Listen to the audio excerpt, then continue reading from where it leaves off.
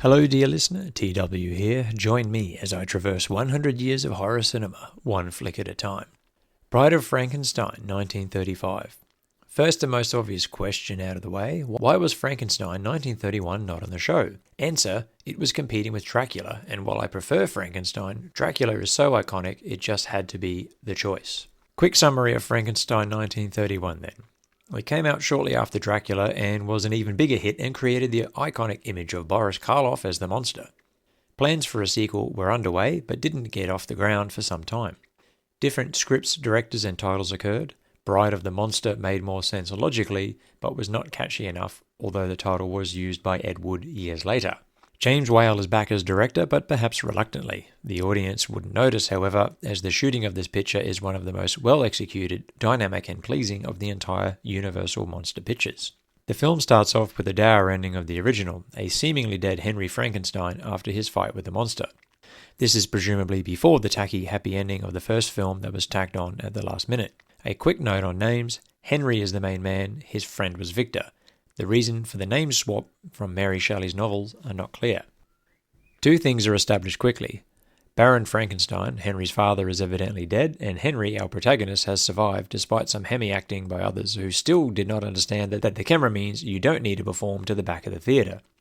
Almost all actors came from the stage in early cinema, although actors starting out in films was starting to occur by this stage.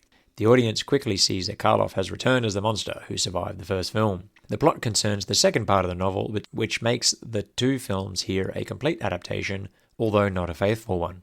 The novel had Victor refuse to make a bride for the creature, and ruin befalls his house before he is finally taken. The film version gives the audience what they want. The bride is completed and is played by Elsa Lanchester, who also plays Mary Shelley herself in a prologue. Her portrayal of the bride is legendary, and although only featured for a few moments, her insect-like behaviour and wild hair have become arguably as legendary as the original monster. The change in story bears discussion, but first, the qualities of the film. High production values are evident in almost the first frame. More music, as was common by this stage, is utilised.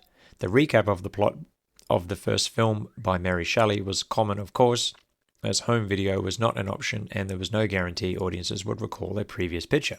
This concept continued into the 1980s, right up to the early Friday the 13th films, despite home video then being common. Clive returns as Henry, but is not as powerful in his performance.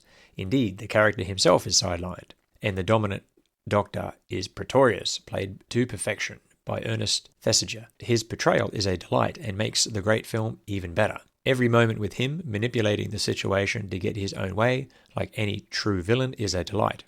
The visual effects include jar-sized tiny people were groundbreaking, and Karloff as the ever more sympathetic and now somewhat articulate creature define this picture. Despite being overshadowed by Thesiger's performance, Karloff is still the star and cements his name in the annals of horror film history. Whale's directing is solid, and arguably his best work. Religious symbolism is rife and was controversial at the time. The openly gay director did not hold back. To the changes from the novel, purists would say that showing the bride changes too much. The point was, Frankenstein refused to compound his mistake in, quote, playing God, unquote, by making a new creature, but he is still ruined by his first creation. The film, however, offers an interesting take all its own.